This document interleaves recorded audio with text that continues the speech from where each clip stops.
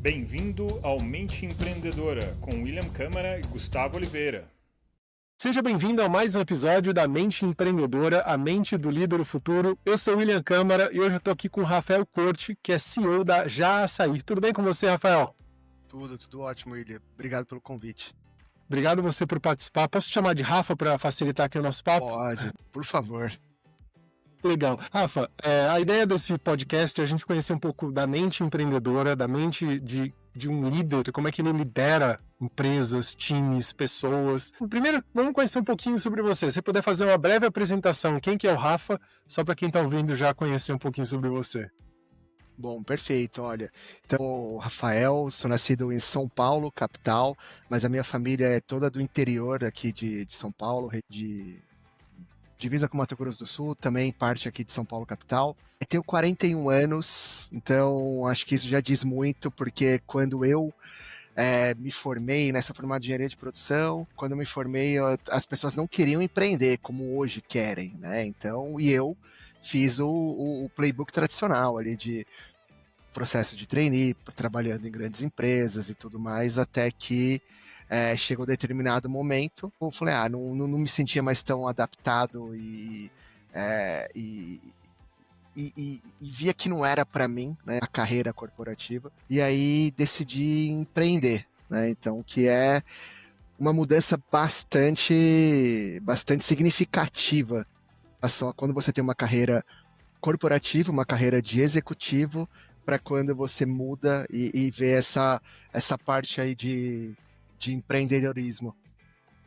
Eu adorei que você trouxe, Rafa, sobre a minha idade já diz bastante, né? Porque você tem razão, há muitas décadas atrás, o óbvio era você se formar, porque a escola, a faculdade nos prepara para trabalhar para alguém, numa empresa, né? Então, empreender é praticamente uma loucura, né? Como assim você não vai... Você foi formado para trabalhar para alguém, agora você não vai trabalhar para alguém? Qual é o seu problema, né? Sim. Então, naquela época, né? Umas 2 décadas atrás era assim. Agora já tem escolas especializadas em formar empreendedores, o que é algo bem interessante no meu ponto de vista. Não, muito, né? Acho que naquela época, se você falasse que você ia empreender, se você ia largar... Não, eu trabalhava em empresas de referências, né? Para você falar, como assim você larga...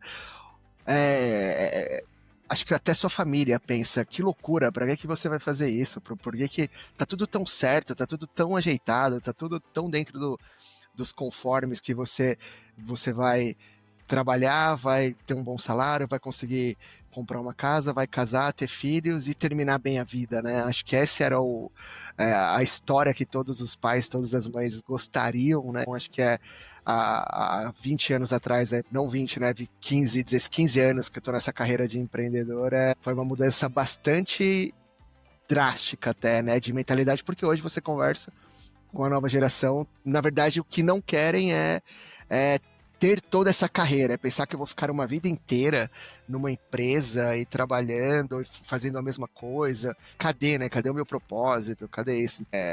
O mundo mudou bastante, né? Acho que e é muito interessante acompanhar tudo isso. Eu acho que é aprendizado, são possibilidades, né? Você comentou o paradigma, o playbook de algumas décadas atrás era trabalhar para uma empresa, segurança, né? Eu lembro quando eu decidi sair de uma multinacional para empreender, eu era jovem ainda, minha mãe falou, pelo amor de Deus, o que está acontecendo? Por que você está fazendo isso? Largando uma carreira promissora para realmente fazer um negócio sozinho? Por que você está fazendo isso? Ela não entendia, era complexo, né? Para o referencial dela, né? Mas hoje já tem referências mais... sucesso, né? Mas William, eu acho que os nossos pais estavam até certos, tá? Assim, se a gente vê, né? Porque de fato, né? Se a gente for parar para olhar agora o lado, existe muito lado romântico do empreendedorismo, né? De você trabalhar com propósito, de você fazer o que você quiser, e você ter liberdade, você ter autonomia. Só que o empreender, né, na realidade, você lidar com frustrações, muito mais frustrações do que com celebrações. Acho que é uma capacidade de você desenvolver essa resiliência para pensar não nos problemas, porque problema você vai ser sufocado todos os dias, mas não deixar de esquecer de perder o foco na solução, aonde você quer chegar, o porquê que você fez aquilo, o que você precisa fazer para alcançar esse seu porquê, e aí você vai desdobrando no como e como realizar e como fazer todos os dias, né? Acho que uma coisa que eu aprendi a duras penas, então até falando um pouquinho, né, acho que a trajetória é um pouco interessante, posso falar como que eu entrei? Manda bala.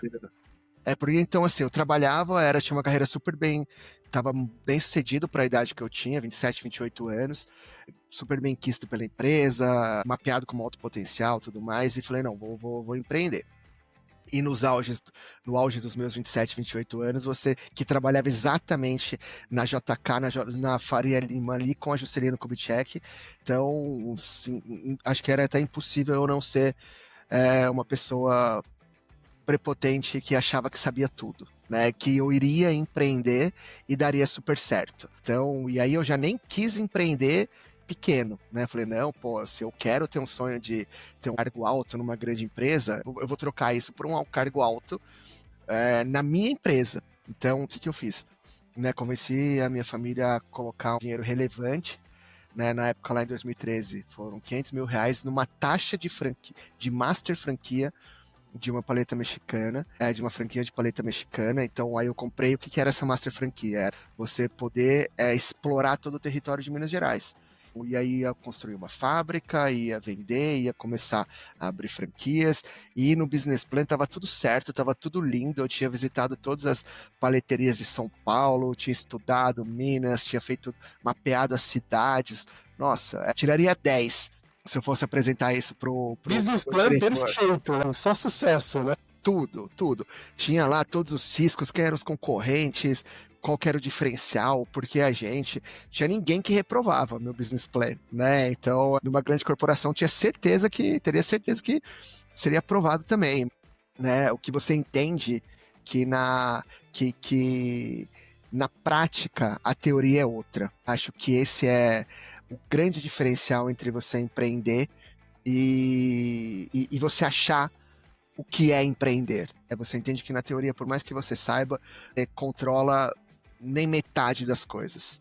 Então, acho que o empreender numa grande corporação e não estou dizendo que é mais fácil ou mais difícil, muito pelo contrário, né? Acho que é muito difícil e tem pessoas, acho que a maioria das pessoas mais qualificadas estão em grandes corporações. Mas você tem mais controle, né? Você tem mais controle sobre você ter mais definido qual é o seu papel. Você sabe, uma área faz isso, outra área faz isso. É muito fácil você se convencer que o problema não é seu, que você fez o melhor que você poderia, porque se der tudo errado, quem vai pagar a conta não é você vai receber o seu salário e tudo mais, né? Então é muito fácil você se convencer que você é muito bom e que você vai dar certo qualquer coisa que você for fazer. E não é isso, né? A gente sabe muito bem que a vida, a prática é completamente diferente. Pode ser pior ou pode ser melhor, né? Os dois cenários acontecem, mas geralmente dá mais trabalho, né? Nossa, olha, geral, e aí eu não tô falando como opinião, eu tô falando como estatística, né? É pior, né? Se você pega números de Sebrae, números de tudo, a taxa de mortalidade de um negócio, ela não é baixa, ela é alta, né? Os negócios que passam a faturar milhões são pouquíssimos, né? Então, assim, pô, esse sonho de trocar uma vida de alto executivo para um ser grande empresário é muito difícil. E se você pensar com racionalidade, como nossos pais, a gente não faz, ou não deveria fazer, né? É muito mais seguro tá onde a gente tá. Mas eu acho que entra também o que do empreendedor, que não é pelo dinheiro. Eu acho que pelo menos as pessoas com quem eu admiro, quem eu converso, dinheiro é uma consequência importante, mas se você fizer isso pensando no dinheiro e pensando, você não chega a lugar nenhum. Se você pensar pelo dinheiro, você vai sempre querer buscar onde o dinheiro tá, e empreender, ele tem que ter um pensamento de longo prazo, ele tem que ter resiliência, ele tem que ter obstinação. É bastante complicado aguentar problemas, ou lidar com frustrações todos os dias, e para mim definitivamente não foi diferente. Na verdade, acho que foi meu primeiro negócio, que eu achava que eu estava super preparado, essa master franquia de paleta mexicana. Primeiro que a franquia que eu tinha lá nunca me deu nenhum resultado, nenhuma visita, nenhum apoio, infelizmente. Eu tinha uma visão completamente de executivo, não de empreendedor. Então, qual que é uma visão que eu brinco? Assim, qual que é uma visão de executivo? É cumprir o plano da sua área, não é cumprir o plano da empresa. Então, se eu tenho 1 milhão para gastar e eu gastei 998 mil, uau, eu fiz um belíssimo trabalho. Gente, se a empresa como um todo não foi bem, né? Eu fiz a minha parte. Agora, então, é sempre uma conta de chegada, né? Se eu tenho 1 milhão, gastei 998, tá bom. Agora, empreender é uma conta de partida, é caixa zero todo dia, né? Eu não tenho possibilidade de achar que, se eu gastei menos do que estava previsto, tô bem. Pô, porque você não controla as outras coisas. E aí, se você gastou menos, mas se você vendeu menos, se você não tem o dinheiro para pagar o boleto, as contas, e aí, o que você faz? Você quebra no segundo mês? Você quebra no terceiro mês? Então não, sabe? Empreender é caixa zero todo dia, é fazer o que precisa ser feito, é não escolher trabalho, é você entender o momento do negócio e entender que não é um negócio que se adequa a você, é você que se adequa ao negócio, que é muito difícil. No começo você tem que ser diretor estagiário, Faz né? Tá tudo, né? coordenado tudo no mesmo dia, então é bastante diferente. Mas conta aí, esse seu primeiro empreendimento, como é que foi? Ele deu certo? Ele foi um empreendimento de sucesso ou foi um grande aprendizado? Não, foi grande e caro aprendizado. A longa história curta aí. Eu não tive nenhum suporte. Teve 3 motivos aqui que, pra mim, hoje, né? Bom, a franqueadora a qual eu investi não era uma franqueadora de verdade, né? Era, como infelizmente ainda existe muito, que vende sonhos, mas não vendem segurança, não vendem know-how, não vendem suporte ao franqueado. O segundo ponto é que o mercado de paleta mexicana também era uma moda, né? A paleta mexicana tentaram dar uma roupagem a um produto que sempre existiu, que era o picolé. E falando, olha, agora você vai sustentar um custo fixo, uma operação, tudo mais, vendendo apenas picolé. Não, o picolé sempre foi vendido como um produto incremental para os negócios. Então tentou se dar uma roupagem que hoje, prova disso é que hoje, sei lá, acho que não existe mais nenhuma paleteria que só vende paleta. Eu não conheço, pelo menos. Não né? vejo. Talvez tenha uma ou outra, mas assim, é muito raro, né? Acabou a moda, né? Exatamente. Né? E o terceiro ponto, que é esse muito que a gente está falando, é que eu não tinha... Eu achava que eu estava preparado e não estava. Acho que hoje, acho que até conseguiria dar certo, com toda humildade, no negócio de paleta. Mas mudando muita coisa, ajustando, parceria com outros negócios, nem de perto fazendo o que eu fiz lá atrás, acreditando que era só um negócio, né? Mas então foi um tumbante fracasso, por tudo isso, que aí depois de determinado momento eu não tinha o que fazer, e eu cheguei a ter 10 lojas dessa franquia, então no estado de Minas, né, e todo espalhado, aí todas fecharam, inclusive as minhas, e aí minha família falou, volta para São Paulo, não dá mais para ficar colocando dinheiro, porque todo mês a gente fechando no negativo, e eu ainda querendo que as pessoas acreditassem no meu sonho, né, que era o meu sonho dar certo. Esse é um ponto importante. Empreender é sonho. E muitas vezes a gente tem que ter cuidado para não se perder em demasia nos nossos sonhos e não ir para um lugar que a gente não tem mais volta. Sinceramente, que eu acho que eu fui tão maluco, obstinado, eu consegui voltar. Minha família falou, volta, e eu falei, não, eu vou ficar aqui, né? Eu falei, como assim? Eu juro que eu me senti ofendido. Eu falei, como assim? Eu tô aqui trabalhando pra caramba, vivendo 24/7 pro trabalho, com restrições de recursos e tudo mais, e eles vão parar de acreditar em mim, vão parar de perder dinheiro todo mês, sabe? Assim, mas isso é um absurdo, olha só. Hoje eu penso, cara, que loucura. Eles foram muito bons de não ter falado pra eu voltar antes. É só que aí eu liguei o modo orgulho total e pensei, olha, se eles não vão falar que não acreditam, eu vou mostrar que eles estão errados, né? Aí eu peguei literalmente dinheiro, eu também falando, vamos pegar dinheiro com ninguém, mas eu vou fazer esse negócio dar certo. Aí cheguei a pegar dinheiro emprestado com um colaborador meu, que tinha morado na Itália, a 4,5% de juros ao mês, comprei alguns freezers, e saí vendendo de porta em porta, né? Eu tinha uma fábrica de picolé, eu precisava vender. Então, aí eu fui e aí eu fui e comecei a entrar de porta em porta para oferecer picolé. Né? Aí eu consegui colocar alguns freezers, consegui vender, fechar essa parceria, né?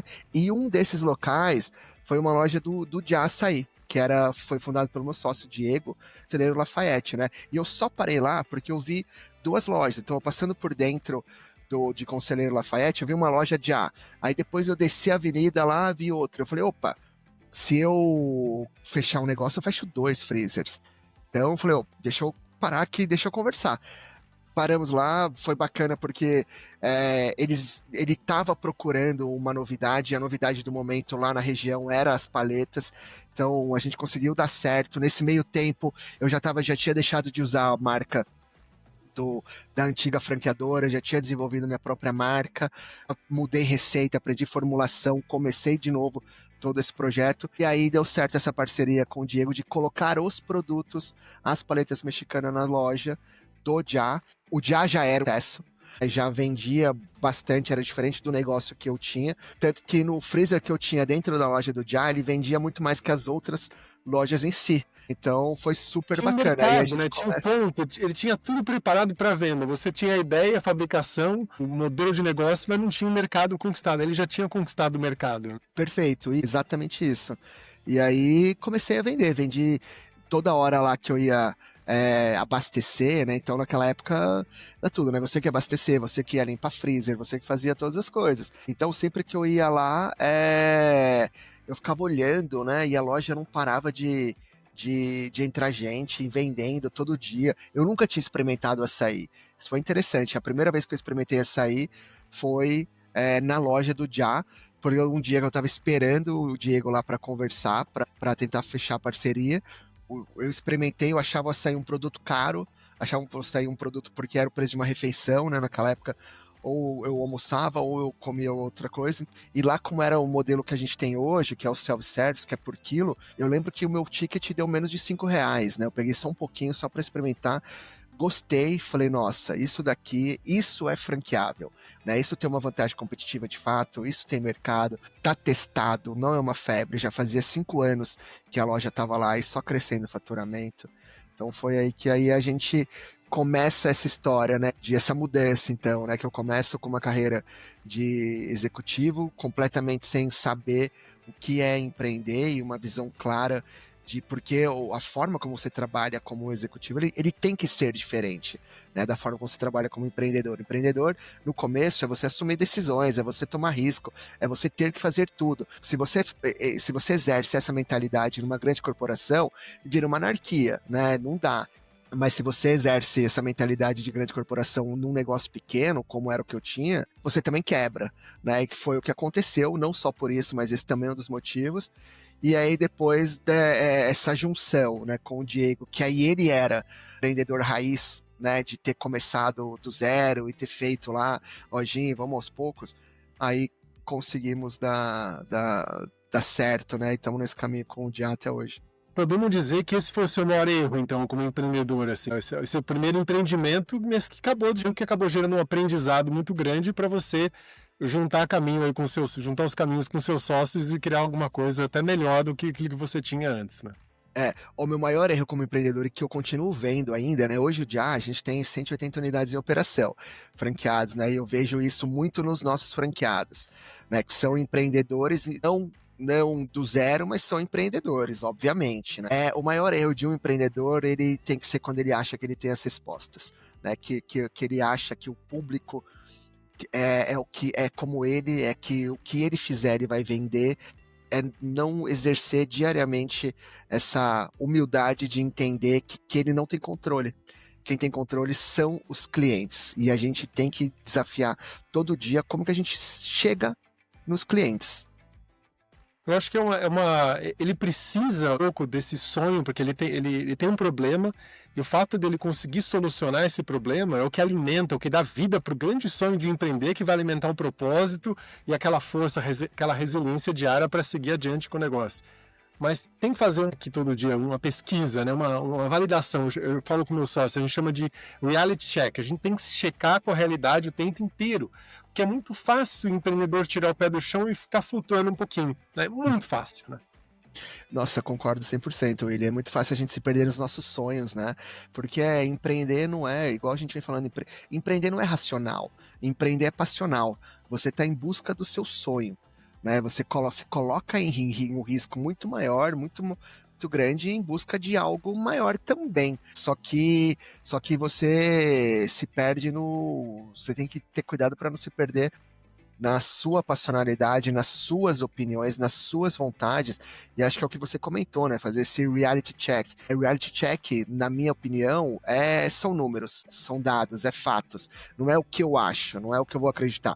Isso tem que ser uma força motriz, obviamente. Eu sempre falo, né, que não existe um trilho, né, de, por exemplo, um trilho de trem, que você vai para frente ou para trás. Empreender não pode ser isso. Senão você cai, vai imaginar na metáfora do trilho de trem, cai uma árvore na frente, aí você fica bloqueado, parou. É literalmente uma trilha, né, que você tem que saber onde você quer chegar e você vai, pô, tem um buraco, eu vou para a direita, tem uma pedra, eu pulo, tem uma cerca, eu vou para a esquerda, mas você vai desviando sem perder o foco da onde você quer chegar. E para você saber se você está se perdendo ou não disso, tem que trazer o reality check que você comentou, né? Tem que trazer dados, fatos, opiniões de outros, mas sempre opiniões que a gente consegue metrificar. Senão a gente fica, como você falou, né, em cima do machismo. Nosso ego, o ego do empreendedor, ele é muito importante. Não é uma coisa ruim. Ele tem que ser bom, porque isso nos dá confiança para liderar, para engajar, para compartilhar o propósito. Mas você não pode ficar escravo desse ego, né? Você tem que... Imagina o ego sempre como um grande cavalo, que você monta nele e fala a direção que você quer que ele te leve. E não simplesmente um cavalo abestado que leva você para qualquer lugar sem destino, né? Como você falou, nessa passionalidade, né? Aquela emoção desmedida, né? Legal, Rafa. Legal entender o seu grande aprendizado nessa trajetória empreendedora. E o que você considera como as suas 2 maiores qualidades como empreendedor, como líder? Olha, eu acho que como eu tive, né, essa e outra, depois também a gente teve um episódio da pandemia, né, que na pandemia a gente tava com 68 lojas operando e de repente a gente foi para 0 faturamento e só com contas a pagar. Então acho que eu acabei desenvolvendo uma capacidade de fazer perguntas. Acho que isso para mim é essencial. Não era no que eu tinha antes, e fazer perguntas, mas não parar na primeira. Eu acho que enquanto a gente... Porque a gente nunca vai ter as respostas. Acho que quando a gente começa a ter as respostas, ou achar que temos todas as respostas, é o começo do fim. Porque ainda mais num mundo como hoje, que é tão dinâmico, que tudo muda. Olha só que exemplo interessante, Will. Essa semana, a gente fez uma feira, participou de uma feira em Portugal. E o mercado de Portugal de franquia, ele tá bem mais atrasado do que o nosso brasileiro, diversas formas. Aí o que eu achei interessante também era como eles tratavam o marketing. Então eu perguntei para alguns franqueadores escolar, né? Até a gente vai inaugurar nossa primeira loja agora em Lisboa, em dezembro. Então eu estava querendo prospectar quais são as melhores práticas do mercado, como se conectar com o português, quem é o público, tudo mais. Então aí eu perguntava para eles, né, mais aberto, depois mais específico, e aí perguntando, e TikTok? Funciona aqui, né? Eu falei assim, que é o público do açaí? É o público, porque acho que esse é um ponto, né? Acho que é você fazer perguntas desdobrando, não parando na primeira. Então, assim, não existe, sempre falo assim, que não existe vender. Existe você vender algo para alguém em determinado momento, que tem determinada vontade. Você precisa explorar todas essas formas. Qual que era a intenção? Como que a gente chega e leva cliente para a loja? Beleza. O que eu vou fazer? Cara, se eu falar que eu tenho que levar cliente para a loja, eu não saio de nenhum lugar. Então a gente tem que fazer perguntas até transformar problemas complexos em problemas simples que são de fácil, que tem solução. Então se eu tenho uma equação, aí voltando para a engenharia, né? Se eu tenho uma equação de 10º grau, eu não consigo resolver. Eu não sei quanto vale X. Mas eu preciso transformar ela numa equação de 9º grau, depois de 8º, 7º, até que eu chegue numa equação de 1º grau, que essa sim tem a solução. Então, né, traduzindo para o dia a dia do negócio, não existe eu vender. Eu preciso entender quem é meu público. Eu quero vender o quê? Eu quero vender açaí, quero vender sorvete, quero vender picolé. Quem é o público do açaí? Pô, dentro do público do açaí, existe o público fit, existe o público jovem, existe o público saudável, existe o público da indulgência, né? Pô, diversos públicos. Então, como que eu comunico com cada um desse público? Quem que é o público fit? Tá onde? Ele tá nas academias, eu preciso pegar um influenciador fit? Se eu tô falando do público jovem, ele tá no TikTok, é um trend, são comunicações completamente diferentes. Eu parto da mesma premissa, mas são eu tenho que desdobrar até que eu chegue em algo que eu consiga, de fato, executar e atingir resultado. Então, eu perguntando lá pros empreendedores portugueses, né? Falei assim, pô, público do Assaí, o público do Assaí é um público jovem, é isso, aquilo. E eu visitei muitas unidades lá, então é um público jovem. Beleza, mas aí é bom você confirmar se é isso mesmo ou não. Aí você faz a mesma pergunta. Então o TikTok funciona aqui? Todos, sem exceção, falaram que não funciona. Que ainda não funciona, não tem. Aí eu fiz a mesma pergunta de forma diferente. Falei, olha, então você tem um filho ou um sobrinho de 18 anos, 16, 15 anos ou menos? Tenho. Eles estão no TikTok? Ele falou, eles não saem do TikTok. Eu falei, pô, então não é que não funciona, é que você não está fazendo. Né? Então, acho que dele também não faz sentido, né? Ele não conseguia enxergar, né, que era possível, né? Perfeito. Por quê? Porque quem são os empreendedores que eu conversei? Pessoas de 40, 50 anos. Essas pessoas não estão no TikTok, mas não significa que o público dele não está. Ou que ele não deveria estar, né? Para estar à frente do mercado. Esse é um grande erro do empreendedor, muitas vezes, né? Achar que, como você falou, achar que o negócio só vai funcionar do jeito na cabeça dele, né? E não na cabeça que o público está querendo, né? Então, acho que essa sua habilidade de conseguir fazer a pergunta certa, a pergunta circunstancial, reduzir inúmeras variáveis, todo o negócio, em todas as circunstâncias, com pessoas, com vários stakeholders, tem muitas variáveis, são equações de muitas dimensões, né? Você usar essa sua mente analítica de um engenheiro para conseguir reduzir isso, né? Para solucionar um problema complexo, essa é uma qualidade que todo profissional deveria ter. Os engenheiros são bons nisso. Eu falo com estudo de causa. Eu sou engenheiro de formação como você também, eu pós-graduado em marketing. Eu acho que a gente tem mentes parecidas, né? De solucionar problemas complexos e não buscar a forma simples apenas, mas a forma que realmente satisfaz, né? Que preenche ali, que você chega num resultado e fala, isso aqui é bom para mim, é bom para o outro, é bom para todos, né? Tem uma solução mais completa, né? Ah, exatamente, perfeito, é isso, né? Acho que não existe atalho, né? A gente quer buscar atalhos, não existe atalho, existe o caminho correto, né? E isso que a gente tem que fazer. E aí acho que o segundo aprendizado, né? O que para mim fica muito é que o negócio vem antes de qualquer coisa. O negócio ele vem antes das suas opiniões, das suas ambições, você tem que respeitá-lo. Caixa é importante, né? Não se perder no momento que você tá. Às vezes você acha que você já tá no momento bom, a empresa tá crescendo, eu posso fazer investimentos, eu posso misturar, trocar um carro, fazer uma viagem. Não, sabe? Proteja o negócio. Acho que entenda o seu negócio, não perca o seu caminho e trabalhe muito bem, com muito foco nisso. Porque é muito fácil você se perder. Acho que quanto mais você cresce, mais você fica interessante para as pessoas, mais as pessoas vêm atrás, mais você vai escutar, não o que você precisa escutar, mas o que os outros querem que você escute para te levar para onde você que eles querem, não para onde você precisa estar. Então tem que exercer essa humildade aí, né, de todos os dias de entender que você é mais um no mundo. Tem muita gente boa aí fora, e que se você achar que tá ganho, tá tudo bem, tá tudo certo, e pode muitas vezes dar um passo maior que a perna, você põe todo o negócio em risco, né? Então, assim, você empreender é risco, mas ele tem que ser um risco calculado. Você acabou de descrever a vida de 90% dos empreendedores nessa trajetória. Você conseguir ter uma mente que mantém o foco no negócio e tem que ser uma mente forte, uma mente com muita vontade de fazer o negócio acontecer, porque como você fala, é muito fácil dispersar, é muito fácil aceitar um assédio, né, de negócio. Então, você ter essa mente forte, resiliente para colocar o negócio em primeiro lugar, é algo que realmente vai fazer você chegar adiante, né? Ah, muito, muito mesmo. E eu posso falar aqui uma dica que para mim funciona? Converse com quem já viveu isso. Acho que é saber selecionar, né? Acho que as pessoas falam que eu vejo muitas pessoas falando, mas poucas pessoas praticando. E converse com quem já viveu, né? Porque muitas vezes a gente quer ser todo mundo, né? Acho que você falou muito bem. O empreendedor, ele tem um ego, né? Ele tem uma vontade de uma vaidade de querer ser reconhecido, de querer fazer. Então é muito fácil a gente querer estar perto de pessoas que falam que a gente é muito bom, que a gente é isso, que a gente é aquilo outro. Mas não são essas pessoas que vão nos ajudar. É igual o exemplo que eu dei lá atrás, né? Quando a minha família, especialmente a minha esposa, que hoje é esposa, antes não era, falou: olha, não, parou, vamos parar de colocar dinheiro.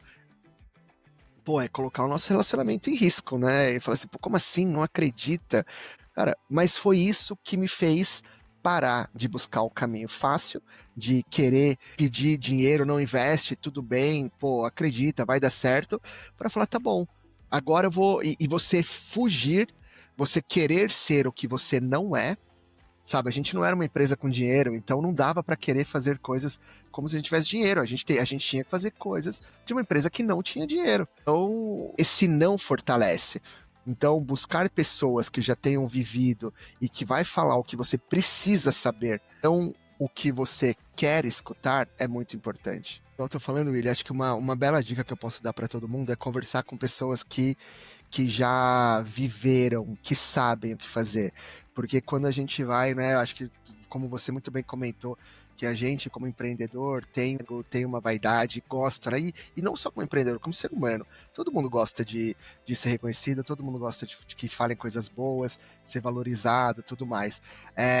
E como a gente, empreendedor, no fundo, você acaba praticando uma relação comercial, né, com as pessoas, e aí, obviamente, todo mundo tem seus interesses, é muito fácil você ser cercado de pessoas que vão falar o que você gostaria de escutar para também ter mais benefícios, né? Seja dentro das organizações, seja numa relação comercial propriamente. Então é muito fácil você se perder. É muito fácil você achar que você está melhor do que você realmente está. É muito fácil você... as pessoas falam o que você quer. Então, assim, pô, nunca, olha, eu tive nenhum, na verdade eu tive poucos, e esses são os que eu mais valorizo, né, pessoas que estavam muito próximas, né, no nível de direção, falando, não, a gente não vai dar certo, né, e eram pessoas que deveriam me falar, hoje a gente já não trabalha mais junto, mas sempre estavam falando que não, vai dar tudo certo, a gente tá crescendo, a gente é isso, aquilo, outro, por quê? Porque queria se apegar na posição que elas estavam, não na posição que o negócio está, e que deveria. Então, acho que é muito importante a gente buscar pessoas que entendam, que conheçam do negócio, que tenham uma visão racional e que vão falar o que você precisa escutar, que normalmente vai ser o que você não gostaria de escutar. Acho que isso é importante. Hoje a gente tem um exemplo disso com a inteligência artificial. Tudo que você pergunta, ela dá exatamente aquilo que você quer ouvir. Não adianta. Eu prefiro estar aqui com você, a gente ouvir referências diferentes. Eu entrevisto um empreendedor toda semana. Então, toda semana a gente conversa sobre visões de negócio, referências novas, além daquela que você está acostumado a ouvir. Às vezes alguém chega aqui e fala, nossa, a parte mais importante do negócio é o financeiro. Outro chega e traz uma outra visão. Então são perspectivas diferentes, cada um acredita numa história, tem uma narração interna ali, né? E você tem essas referências de possibilidades de como você pode trabalhar e não só achar que o jeito que você faz é o único possível, é a única forma de fazer. Não, aí vai te limitar o crescimento. Você vai crescer, mas você poderia estar crescendo muito mais rápido, né? Não, sem sombra de dúvida. E aí também as pessoas vão falar, mas eu não conheço ninguém, mas eu não falo. Gente, tem muita gente boa, e eu tô falando boa de bom caráter, bom coração, que tá disposta a ajudar. Manda uma mensagem no LinkedIn, pergunta, conta de verdade, se abre, seja transparente. Acho que a gente não tem que ter medo de...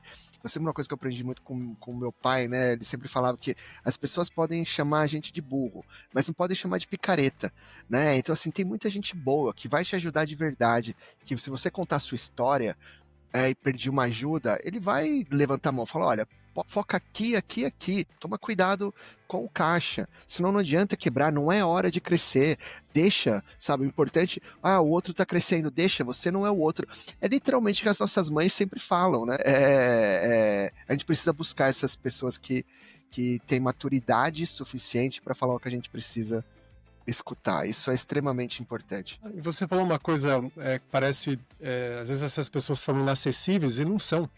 Você encontra pessoas, empresários que te respondem no LinkedIn a qualquer dúvida, qualquer coisa. Recentemente eu mandei uma mensagem para um grande empresário, a gente tinha o mesmo sobrenome, a gente começou a conversar, ele achou que era IA, eu respondi, só que eu respondi às 6 da manhã, porque começo a trabalhar bem cedo, e ele falou, IA não responde esse horário, então você é real mesmo. Então a gente bateu um papo, a gente trocou ideias, ou seja, tem pessoas muito acessíveis. E além disso, hoje você pode contratar mentores que podem te dar visões diferentes de negócio. Eu mesmo abri uma empresa, uma startup que visa trazer mentorias de liderança, mentorias de empreendedorismo, mentorias de visão de negócio para outros empresários, empreendedores, para líderes de empresas. A empresa chama Upskill Platform, é uma empresa que só faz isso. A gente chega lá com um time de mentores, a gente tem mais de 200 mentores treinados na nossa metodologia, a gente chega lá, atende um time de líderes, seja de 5, 10, 50 líderes, pouco importa, a gente tem bastante gente para atender, e a gente consegue ajudar nessa visão, né, nesse ajuste de comportamento, de liderança, de visão de negócio. Tem acesso, você consegue informação, é só querer, né? Sem sombra de dúvida. Acho que isso é extremamente importante mesmo, né? Acho que é buscar conhecimento externo. Até mesmo, olha, casts igual, né, o de vocês, assim, é maravilhoso, né? Eu vi alguns episódios, é muito bom. Pega, sabe, vê com a cabeça aberta, vê, não fica tentando ser igual a outra pessoa. Fica tentando em fazer correlação do que ele tá falando, como que eu consigo transformar e trazer pro meu negócio, pro meu momento. Sua realidade, né? Sim, só isso já é de ajuda fantástica. Mas não fica querendo só focar no que tem de bom, do que os outros têm de bom. Todo mundo precisou comer a grama amarela para chegar na grama verde. Só que as pessoas não querem contar. Você trouxe aqui exatamente 3 aprendizados raspáveis aí que te custaram uma grana aí, que todo mundo pode aprender com o erro do outro, né? Rafa, me conta qual foi o seu maior acerto como empreendedor? Olha, acho que o meu maior acerto, e obviamente também que muitas vezes errei por causa disso, é confiar nas pessoas, sabe? Eu acho que o mundo ele tem muito mais boas pessoas do que más pessoas. Para mim, se você quiser fazer um negócio grande, de verdade, tem que ter pessoas compartilhando do mesmo sonho, do mesmo propósito. E acima de tudo, né, para gerar essa confiança, ele tem que ser praticado um jogo ganha-ganha, né? Acho que pessoas confiam em pessoas e tá todo mundo brigando por o que é de melhor para você. Não adianta, sabe? Acho que existe uma frase muito boa que eu gosto, que muitas vezes a gente confunde, né? Que empatia não é se colocar no lugar do outro sendo você. É muito fácil, né? As pessoas colocarem. Vem o William e senta aqui na cadeira do Jai e fala assim: ah, não, ó, se fosse o William, deveria fazer isso, isso, isso. Você não sabe toda a história, né? O difícil é se colocar no lugar do outro sendo o outro. Então, esse exercício ele é extremamente importante. Como que você sai do seu sapato, da sua visão, dos seus preconceitos, né, das suas necessidades, para entender quais são as necessidades do outro, para que aí sim você consiga fazer uma parceria, um casamento que seja bom para todos. Então não existe um jogo que você ganha sempre. E negócio se constrói, negócio a longo prazo. Negócio é você fazer todo dia, colocar um tijolinho, mas construindo algo sólido e longevo. De novo, não existe atalho, não existe caminho fácil, não conseguir nada rapidamente. O que vem fácil, vai fácil. Porque você não tem tempo. Se vem muito rápido, você não teve tempo para se preparar, você não teve tempo para amadurecer, você não teve tempo para fazer as coisas. Ou você vai ter que. Quando você não tem tempo, você compra. É igual você está dizendo. Pô, se você não teve tempo ou perdeu a oportunidade de se aperfeiçoar, de fazer tudo mais, então compra. Então vai comprar uma mentoria, então vai comprar apoio. Mas você tem que ter, né? Acho que é só você não perder essa clareza do negócio e como construir algo parceria, né? O dia, isso é clichê, não é clichê, gente. Sabe assim, o mundo, hoje vamos falar do Jai. A gente tem mais ou menos 800 pessoas, a gente atende mais ou menos 600 mil clientes por mês, né? Como se você não tiver centenas de pessoas trabalhando todos os dias no Jai, você vai conseguir atender com qualidade, com propósito, com melhor produto e melhor qualidade os clientes. Você sozinho, você tem 8. Vamos falar que um dia normal do empreendedor vai trabalhar aí 14, 15 horas. Você pode trabalhar 24, você não consegue atender. Então, assim, para você atender esse número de pessoas, você precisa de centenas de pessoas trabalhando na ponta. Para ter centenas de pessoas trabalhando na ponta, você precisa ter centenas de unidades. Para atender 500 mil pessoas, 600 mil pessoas mês, você tem que ter centenas de unidades. Para ter centenas de unidades, você tem que ter centenas de pessoas que acreditam no negócio, investiram, estão lá praticando todo dia. Para que você tenha essas pessoas praticando todos os dias, você tem que ter uma equipe interna que acredita, que acompanha, que entende o propósito e vai trabalhar todo dia para essa construção junto. E tem que estar bom para todo mundo. sabe? Tem que estar bom para todo mundo, desde o colaborador da loja, franqueado, equipe interna. Então, e muitas vezes, né, a gente também como empreendedor, que é uma cadeira sozinha, né? Não adianta, né? Não tem ninguém. Eu falo, minha esposa, ela é alta executiva, então, né? E é super, super, mas super mesmo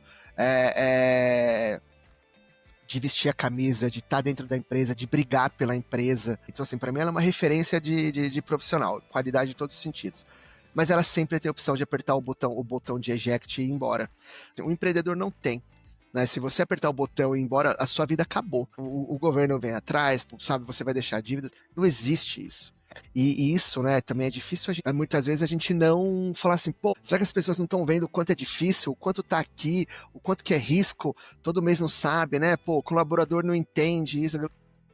Ele não vai entender, sabe? Assim, porque não tá na mesma forma. É seu papel entender que estão em lugares diferentes. E não adianta essa vitimização, esse jogo de fulano é legal, ciclano é legal, mas ele deveria pensar dessa forma.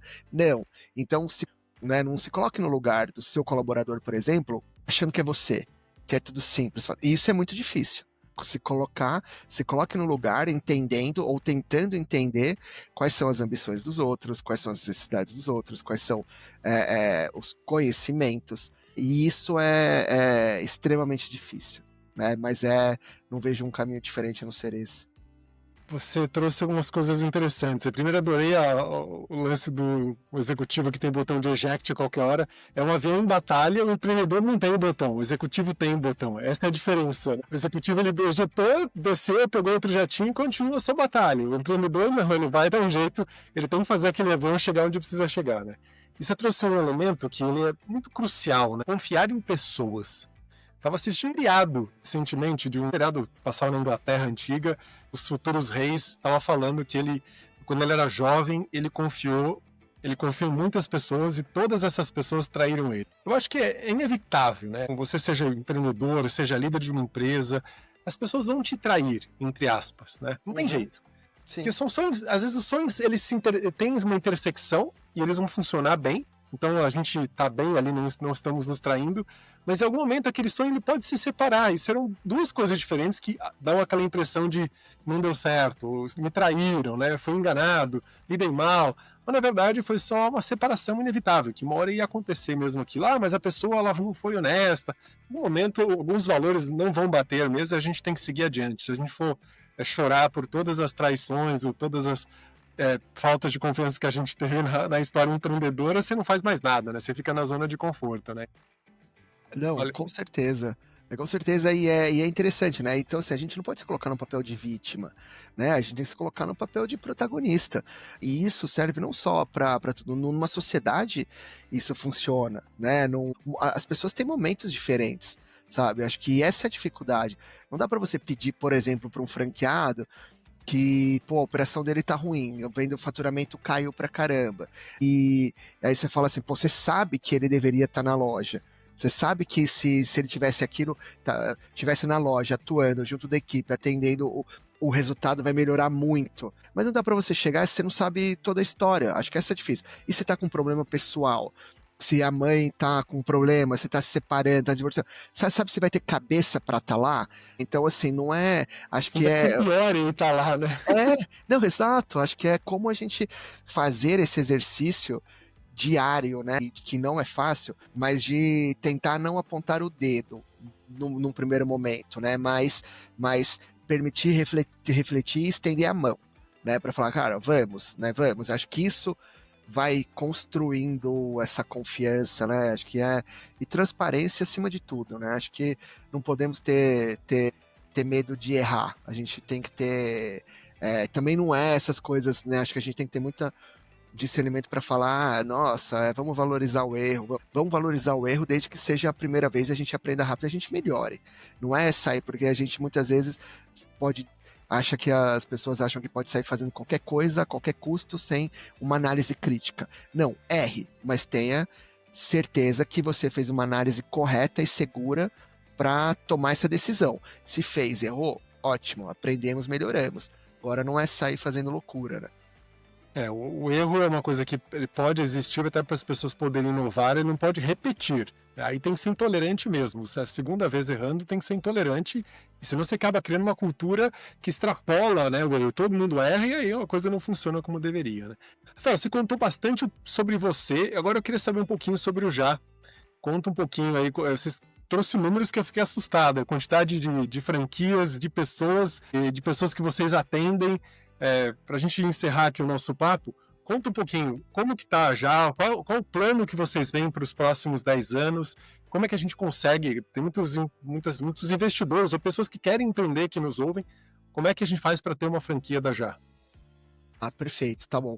Acho que acho que o nosso grande diferencial é tentar praticar todos os dias o foco no cliente de verdade, né? A nossa visão é sermos percebidos por clientes, franqueados, fornecedores e colaboradores como a melhor marca e franquia de açaí do mundo até 2030. Então é ser percebido, não é falar que a gente é. Legal. Que a gente é a maior, né? Ser percebidos como os melhores. E a nossa missão é desenvolver o negócio de açaí e sorvetes rentável para o franqueado, fornecendo produtos de excelente qualidade, justo custo-benefício para o cliente final. Falo isso porque está no nosso DNA, essa vocação de tentar olhar o cliente, perceber do cliente, e falar, fala assim, as pessoas não vão gostar de açaí, vão gostar de determinada marca. Não é o nosso modelo. A gente acredita que, se uma pessoa é diabética, ela não vai gostar da sua marca se você não vender produto zero. Se uma pessoa ela é celíaca, ela não vai gostar da sua marca porque você faz um marketing absurdamente legal se você usar trigo dentro dos negócios, então, dos produtos. Então a gente tem essa vocação de buscar sempre quem são os nossos públicos, o que a gente precisa desenvolver para levar essa melhor percepção de valor para o cliente. A partir disso, ele volta para as lojas, ele gera recorrência, franqueados faturam bem e com isso a marca franqueadora também cresce. Hoje, a gente tem 2 fábricas, uma em Sorocaba, uma em Belo Horizonte, a gente desenvolve todos os nossos produtos, não tem nenhum produto da máquina de açaí e sorvete que não é produzido por nós, e todos com receitas exclusivas, então sem corante, sem saborizante, sem aromatizante artificial. A gente leva, né, cada vez mais um produto mais saudável, com mais qualidade de fato, num preço acessível, porque o nosso propósito é como que a gente gera felicidade, como que as pessoas, né, vão no Já e eles vão sair mais felizes, porque ele colocou um produto, eu sempre falo, né, eu brinco que eu tenho cabeça de gordinho pobre. Que eu vejo aquele salgado enorme, barato, eu falo, uau, vai ser bom. E eu sempre me decepciono. Porque eu falo, preferia comprar produto mais caro, mas que entregasse aquele sabor que eu queria, do que comprar aquele salgado barato que é vento. Então eu falo, acho que o que a gente quer é que o cliente que vá a uma loja do Já, ele nunca se decepcione, que ele tenha o produto que ele quer, se ele quer um frutado, se ele quer o açaí. O frutado que eu digo é um sorvete de maracujá com manga, de frutas vermelhas, que não é a base de leite, né? Se ele quer um açaí, se ele quer um açaí zero, frozen iogurte zero açúcar, o chocolate, né, que é maravilhoso, sem lactose e sem açúcar, mas a base de leite. É fantástico, né? Então ter o Danoninho, o Leitinho, que é para um público mais tradicional, mais indulgente, mais doce. Então a gente tem um mix de produto para agregar e oferecer vantagem para todo mundo. E no melhor modelo, né, que é um modelo self-service, que a pessoa coloca quanto ela quiser, da forma que ela quiser, se ela não tem restrição de top, mas eu queria mais leite em pó, mas eu queria colocar só morango, eu tenho que pagar mais para colocar determinado produto, e tiro do produto que eu tô colocando, né, tudo bem, então pode 500 ml, se você quiser top adicional, você vai pagando a mais, mas aí você vai tirando o produto também, porque é finito, né, então eu tiro açaí, tiro as coisas e coloco outro, eu tô pagando a mais para perder produto? A gente não, o cliente paga o que ele leva, num valor justo, de uma qualidade muito superior do mercado, que a gente quer que quando ele consuma, seja ele idoso, criança, jovens, adolescentes, ele tenha o melhor atendimento, o melhor modelo e o melhor produto. A partir disso, a gente teve essa história de começar lá com meu sócio, com o Diego, foi verdade, né? Eu lembro o convite quando eu falei pra ele, Diego, você já pensou em franquear isso? Que eu fiquei, ele falou, olha, já, mas eu não sei o que fazer. Eu lembro que eu falei, olha, eu não sei o que você tem que fazer, mas eu sei tudo que você não pode fazer. Porque a minha experiência com a outra franqueadora tinha sido desastrosa, né? Então a gente vem, desde então, praticando e trabalhando com muita verdade para ter essa entrega, né? Então no Diablo a gente fala não é ter mais lojas, a gente precisa ter melhores lojas e trabalhar todo dia para isso, com foco em fazer o franqueado ganhar dinheiro, porque é um negócio. Então o nosso franqueado, que ele pode fazer eventos fora da loja, ele tem mix de produto para fazer parceria. Então não é só a loja, a gente oferece muito mais. É no canal digital, é no delivery, né, parcerias com outros estabelecimentos, você poder colocar um freezer com produtos do Dia, é você ter uma estação para fazer eventos, aí você faz festa de aniversários, corridas, festas juninas de escola, enfim. É como que a gente gera diversas formas, diversas frentes para que os nossos franqueados consigam ganhar dinheiro oferecendo a melhor experiência, a melhor percepção de produto para os consumidores, né? Então hoje a gente no Brasil tem 180 unidades operando, vamos ter mais aproximadamente 20 aí que já está em processo até o final do ano, começo do ano que vem, que já estão em processo de inauguração. A gente já tem uma loja em Düsseldorf, na Alemanha, né? Que a história é bacana porque foi um alemão que conheceu o Dia no Brasil, que ficou quase 2 anos querendo discutir, levar o açaí para lá, depois também a gente agora vai inaugurar uma primeira em Lisboa, também vamos inaugurar Chile, agora a gente está nesse processo, né? E a gente vindo pro mundo mesmo, hein? Sim, e a gente demorou para fazer isso, William, mas a gente só fez porque agora a gente está preparado. A gente vem desenvolvendo ferramentas de inteligência artificial, igual você está falando, para que a gente consiga dar suporte a diversos idiomas, né? Ferramenta super legal, parceria com uma empresa que chama a Bimotic, né? É super legal que a gente consegue dar suporte em qualquer idioma, em qualquer lugar do mundo, e a gente traz essas informações para dentro e vê o algoritmo com prompt, já vão dando soluções, né? O conhecimento vem para a gente dentro. Então a gente desenvolveu isso porque não adianta abrir loja fora do Brasil e não fazer dar certo. Isso é vaidade. A gente entende que abrir loja fora do Brasil, a gente vai gastar em euro. A gente vem dando suporte, vem fazendo estratégia. Mas agora a gente descobriu também que o mundo é literalmente uma oportunidade enorme que a gente tem que explorar, mas a gente tem que fazer bem feito. O produto de vocês, eu acho que ele é muito curioso para o mundo, né? Uhum. Não todo lugar vende isso. Quer dizer, tem os países que têm isso, mas não tem a quantidade como tem aqui. O Brasil é muito cultural, você tem açaí, picolé, porque é um país tropical. É algo que é fácil vender, né? Mas tem muitos lugares que isso é muito bem-vindo também, então vocês têm que explorar sim. Fiquei surpreso com os números, 200 lojas já no mundo. Parabéns aí pelo crescimento. E se alguém quiser abrir uma franquia de vocês, como começa? Entra no nosso site www.jah.do.acaí, né? Açaí sem acento e sem cedilha.com.br. Então, www.jahdoacai.com.br. Também tem as páginas no Instagram, se mandar uma mensagem lá, a gente entra em contato, preenche lá o formuláriozinho. Tem todas as informações ali também descritas. Tiazi, você perguntou, né, quais são os planos, você falou, né, do mundo. Eu gosto bastante de viajar, né? Então, enfim, tenho visitado e sempre visito açaí. Se tem açaí, eu vou ver. Cara, o açaí já é um produto global, né? Eu fui 3 meses atrás no Japão, na Coreia. Muito açaí. Semana passada, de novo, a gente estava. Espanha está começando, Portugal já está consolidado, a Alemanha avançando bem. Então, assim, você vê, o açaí ele é um fenômeno, e isso que é o mais legal, né? Acho que quando a gente olha, açaí não é só um produto.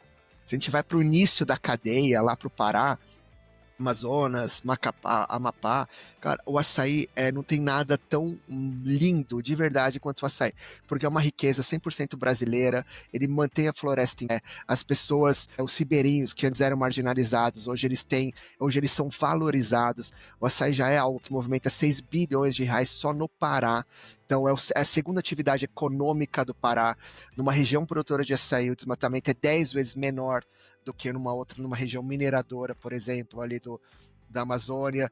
O que a gente quer ser, né, nós como Dia, é um vetor dessa mudança econômica, social, ambiental que o açaí pode provocar, né? O açaí e a gente, nosso grande propósito, né, o sermos percebidos como a melhor marca de açaí e sorvetes do mundo, né, até 2030, ele está muito nisso, né? Como que a gente vai levar o que é o melhor do Brasil pro mundo? Porque o Brasil, ele é uma potência muitas vezes maltratada por nós, brasileiros.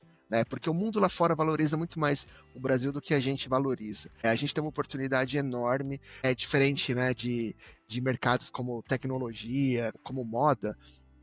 Uma empresa brasileira ser referência global, ela acho que diria que é muito difícil, para não falar impossível. Porque se você não nasceu em Londres, Milão, Nova York, Paris, o mundo não vai dar espaço para você ser relevante. Tecnologia é diferente também, muito difícil.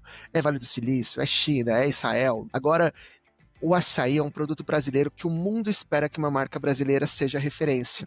Então, acho que pra gente também tem muito isso, né? De como que a gente do que o Brasil tem de mais relevante, né? E conseguir, de fato, gerar impacto para essa região brasileira que é tão maravilhosa, é única. A gente está falando da Amazônia.